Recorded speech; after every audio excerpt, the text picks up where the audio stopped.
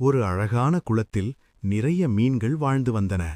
அந்த குளத்தில் முத்து என்ற ஒரு சிறிய மீன் இருந்தது. அது மிகவும் சுறுசுறுப்பாகவும் ஆர்வமாகவும் இருந்தது.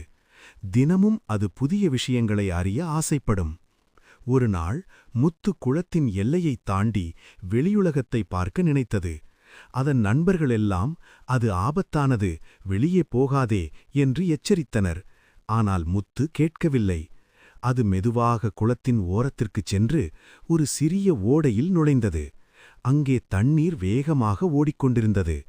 முத்து அதில் சிக்கிக்கொண்டு அலைகளால் இழுத்துச் செல்லப்பட்டது. அது பயந்து போயிற்று. அந்த நேரத்தில் ஒரு பெரிய நல்ல மனசுடைய மீன் வந்து முத்துவை பாதுகாப்பாக குளத்திற்குள் திருப்பிக் கொண்டு வந்தது. முத்து தனது தவறை உணர்ந்தது. அதன் பிறகு முத்து நண்பர்களின் ஆலோசனையை மதித்து பாதுகாப்பாக வாழ்ந்தது. அனுபவமில்லாமல் ஆபத்தான முடிவுகள் எடுக்கக்கூடாது.